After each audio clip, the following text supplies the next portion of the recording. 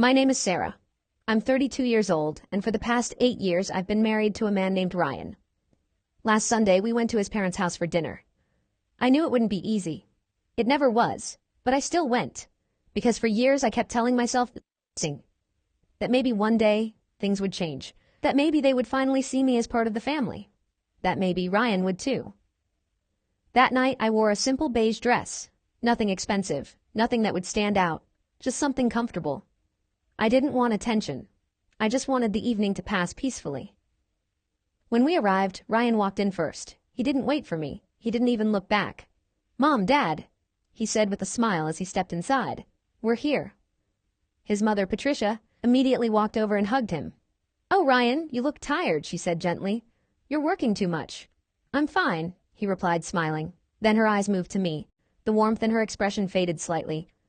"Oh, hi, Sarah," she said. Not cold, but not warm either. "Hi," I answered quietly. His father, Michael, nodded politely from the living room. "Good to see you," he said. I smiled back. "Good to see you too." The house was already full. Ryan's sister, Rebecca, was sitting at the dining table, scrolling through her phone. Her husband, Jason, stood nearby holding a glass of wine. Ryan's younger brother, Chris, was on the couch, barely paying attention to anything. Everyone looked comfortable, relaxed, like they belonged. I stood near the doorway for a second longer than I should have. Then I stepped inside. Dinner started about half an hour later. Patricia had prepared everything perfectly. The table was covered with white linen, candles flickered softly in the center, and the plates were arranged with careful precision. Everything looked beautiful, almost too perfect. We all took our seats. Ryan sat confidently, already engaged in conversation. I sat beside him. As usual. At first, everything seemed normal. Rebecca talked her recent vacation. "Italy was incredible," she said, smiling. "You would love it, Mom. The food, the views, everything." Patricia nodded enthusiastically. "Oh, we should go next year," she said. Jason laughed. "Only if we stay somewhere nice." Chris added a joke, and everyone laughed. I stayed quiet, listening, watching. That was easier. It always had been. Then Rebecca turned her attention to me. "So, Sarah," she said casually, leaning back in her chair, "what have you been doing lately?" I looked up. "Working," I replied. She raised an eyebrow. "Working?" she repeated. "Still from home?" "Yes," I said. She exchanged a quick glance with Jason, then she smiled. That kind of smile. The one that feels sharp, even when it looks soft. "Oh, right," she said. "That little online thing you do." A small laugh escaped her lips. Jason chuckled too. I felt my grip tighten slightly around my fork. "It's not little," I said calmly. "It's a business." Rebecca tilted her head. "Is it?" she asked lightly. Before I could answer, Ryan laughed. And that hurt more than anything. He shook his head slightly, like the whole thing amused him. "Let's be honest," he said, glancing around the table. "It's not exactly a real job." The words hit harder than I expected. I slowly turned my head toward him. He didn't look at me. "She spends most of her time at home," he continued, "while the rest of us actually work." There was a pause, a small one, just enough. Then he added, "She's basically useless." The word hung in the air. Useless. I felt something inside me go quiet. Not angry, not shocked, just still. For a moment, no one spoke. Then Rebecca laughed. Jason smirked. Chris let out a small chuckle from across the table. Even Patricia didn't interrupt. And Ryan, he just kept eating, like nothing had happened. I didn't defend myself. I didn't argue. I didn't say a single word. I just smiled. Because I had learned something a long time ago. Speaking up never changed anything. Across the table, Michael had been silent the entire time. He hadn't laughed. He hadn't reacted. At first I thought he wasn't paying attention. But then I noticed something. He was looking at me. Not casually, not briefly, carefully. Like he was trying to understand something or remember something. I looked down at my plate, tried to ignore it. But a few seconds later, I felt it again. That same gaze. I looked up. He was still watching me. This time more focused. His eyes narrowed slightly. Not in anger. In concentration. Like a thought was forming. The conversation at the table continued. Rebecca started talking about another trip. Chris checked his phone again. Ryan joined in, laughing at something Jason said. Everything looked normal, but it didn't feel normal anymore. After a moment, Michael slowly placed his fork down. The soft sound against the plate made me glance up again. He leaned back slightly, still looking at me. Ryan noticed. "Dad?" he said. Everything okay? Michael didn't answer immediately. He kept his eyes on me for a second longer. Then he spoke. Yes, he said slowly. I'm fine. But something in his voice didn't sound certain. Rebecca rolled her eyes lightly. He's probably just tired, she said. Long day. Michael nodded faintly. But he wasn't really listening. He was thinking. You could see it. Patricia tried to move the conversation along. So Ryan, she said, how's the new project going? Ryan immediately started talking. Confident, relaxed. Everyone listened. Everyone cared. I quietly reached for my glass. But before I could take a sip, Sarah. My name. Clear. Calm. I looked up. Michael was looking directly at me. Yes, I asked. He studied my face. I'm sorry, he said politely. Have we met before? The question caught me off guard. I don't think so, I replied. I meet a lot of people. He nodded slowly. That makes sense. But his expression didn't change. Still unsure. Still searching. Rebecca let out a soft laugh. Oh, trust me, she said. If you met Sarah, you'd remember. A few quiet chuckles followed. Ryan smirked slightly, but Michael didn't react. He kept looking at me. Strange, he said quietly. I feel like I've seen you during a very important moment. Something about the way he said that made my chest tighten. I couldn't explain it, but it felt familiar. The room grew quieter. Even Patricia paused, but before anyone could say anything else, the doorbell rang. Sharp, sudden. Everyone turned toward the hallway. I'll get it, Patricia said, standing up. The moment broke. Voices returned, chairs shifted, glasses clinked. But Michael didn't move. He kept thinking. A few minutes later, Patricia returned. She wasn't alone. Behind her stood a woman in her late 40s. She looked tired. Her hair was slightly messy, her face pale, but her eyes were alert. She held a small bag tightly in her hands. Sorry to interrupt, Patricia said. This is Linda. She said she needed to speak with us. The woman stepped forward slowly. I'm really sorry, she said. I know this is a bad time. Her voice trembled slightly. Ryan frowned. Do we know you? He asked. She shook her head. No, not exactly. Then her eyes moved across the table until they landed on me. And in that moment, everything changed. Her expression shifted instantly, confusion, then recognition, then something stronger, shock. She took a small step forward, her hand tightened around her bag. Oh my God, she whispered. The room went completely silent. Every single person turned toward her, but she wasn't looking at anyone else, only me. You, she said softly, her voice shaking. It's you. I felt my heart skip. I'm sorry, I said quietly. She walked closer, slowly, like she couldn't believe what she was seeing. I've been looking for you, she said. Ryan let out a short, confused laugh. Looking for her? He said. Why? But the woman didn't answer him. She kept her eyes on me.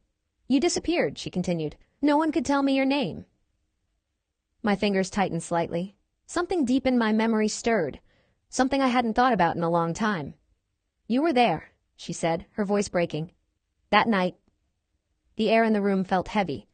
Michael straightened in his chair. His eyes moved quickly between us. That night? He repeated. The woman nodded. Then she looked at him. And what she said next made the entire table freeze. You don't remember? She asked quietly. She's the one who saved your life. And for the rest of that moment, I couldn't shake the feeling that something was about to change. Patricia returned a minute later, followed by a woman I didn't recognize. She looked to be in her late 20s, dressed neatly, holding a small gift bag. Oh, I'm so sorry to interrupt, the woman said politely. I was told this was the right address. I'm looking for Mr. Michael Carter. Michael immediately stood up. That's me, he said. The woman smiled with visible relief. Thank goodness, she said. I've been trying to reach you for a while. My name is Emily. I work at St. Andrew's Medical Center. The words caught my attention. Medical center. Something in my chest tightened. Michael stepped closer. Yes? He said, clearly confused. Emily took a small breath, like she had been waiting for this moment. I'm here because of something that happened 2 years ago, she said carefully. You were admitted to our hospital after a heart complication. The room grew quiet again. Michael's expression shifted. Recognition. Yes, he said slowly. Emily nodded. There was someone who stayed with you during that night, she continued. Someone who refused to leave your side when things got critical. Michael's eyes widened slightly, and then he turned toward me. Slowly, carefully. The air in the room changed. I remember, he said quietly. No one else spoke. No one moved. Emily followed his gaze, and then she looked at me. Her expression softened. "Oh," she said gently. "It's you." My heart skipped. I hadn't expected this. "Not here, not like this." Ryan frowned. "What is going on?" he asked, his voice slightly irritated. Emily stepped closer to the table. "She's the one," she said, looking directly at Michael. "She's the nurse who stayed with you that night." The silence became heavy, thick, almost uncomfortable. Rebecca blinked. "Wait, what?" she said. Chris sat up straighter. Ryan looked at me, really looked at me, for the first time that evening. Michael took a slow step forward. His eyes never left mine. "You," he said softly. "You're the one who kept talking to me, telling me to stay awake." Memories rushed back. The hospital room, the machines, the long night, the fear in his eyes. I swallowed. "I was just doing my job," I said quietly. But Michael shook his head immediately. "No," he said firmly. "It was more than that." His voice was no longer calm. It carried something deeper. Emotion. "That night," he continued, "the doctors were delayed. There was a storm. Roads were blocked. Everything was chaos. Everyone at the table was listening now. No one dared to interrupt. You stayed," he said, "for hours." Emily nodded beside him. "She wasn't even assigned to your case at first," she added. "She volunteered to stay when things got serious." Ryan's face changed. Confusion. Disbelief. Michael looked at his son. "If she hadn't been there," he said slowly, "I wouldn't be here right now." The words hit the room like a shockwave. Rebecca's smile disappeared completely. Chris looked down at the table. Patricia froze. Ryan said nothing. I felt every pair of eyes on me, but I didn't feel proud. I didn't feel strong. I just felt exposed. "I didn't do anything special," I said again, my voice barely above a whisper. Michael stepped closer. "You kept me conscious," he said. "You monitored everything. You didn't leave even when you were told your shift was over." Emily nodded again. "I remember that night," she said. "We all do." She argued with the supervisor just to stay longer. Rebecca let out a small, nervous laugh. "Okay, but she never told anyone," she said. I didn't answer, because there was nothing to say. Ryan finally spoke. "You're saying she saved Dad?" he asked. Michael looked at him directly. "Yes," he said. Ryan blinked, like he was trying to process something that didn't fit into the version of me he had in his head. "That's not," he started, then stopped. He looked at me again. Different this time, not dismissive, not mocking, just unsure. Emily reached into her bag.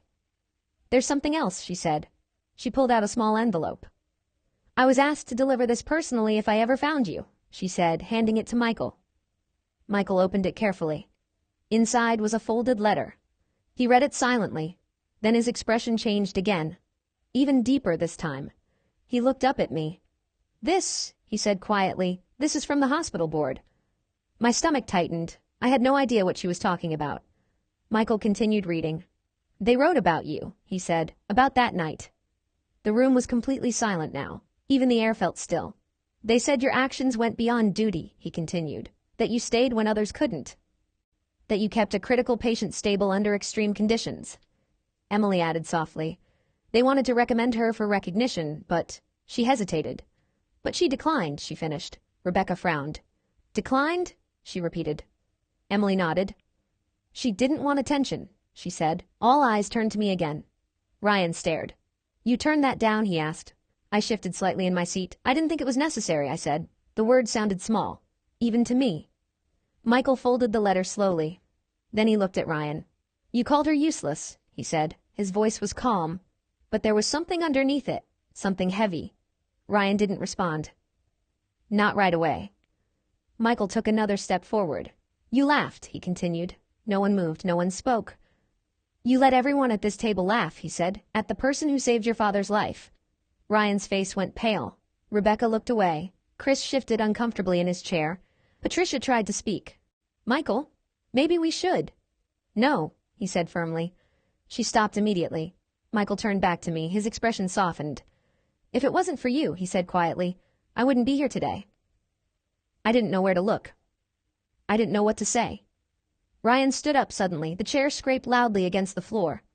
"I didn't know," he said quickly. His voice sounded defensive, almost desperate. "You never told me," he added, looking at me. For the first time in years, there was something in his eyes I hadn't seen before. Uncertainty. I met his gaze. "I didn't think it mattered," I said. That answer hit harder than anything else. He froze, like he didn't expect that. Michael shook his head slowly. "It matters," he said. The room stayed silent for a long moment. Then Emily spoke again. "There's actually one more thing," she said gently. Everyone turned toward her. She looked at me. "After that night," she said, "there was another situation." I felt my heart start to race. I knew what she was about to say, and I wasn't ready. "About 6 months later," she continued, "there was an emergency involving a young boy." I closed my eyes for a second. Just a second, but it was enough. "You remember," she said softly. I nodded, barely. Michael looked between us. "What happened?" he asked. Emily took a slow breath. "He was brought in unconscious," she said. "Severe complications. His parents were panicking. The doctors were overwhelmed again." She paused, then looked at me. "She stayed with him too." The room felt smaller, like the walls were closing in. "She didn't leave for almost 10 hours," Emily continued. "Not even when things got worse." Ryan stared at me, silent. "She coordinated with the team," Emily said, "helped stabilize him until surgery was possible." Michael leaned forward slightly. "And the boy?" he asked. Emily smiled softly. "He survived." Another silence. Different this time. Heavier. More real. Rebecca didn't speak. Chris didn't move. Patricia looked down at her hands. Ryan just stood there, looking at me like he didn't recognize me at all. And in that moment, everything changed.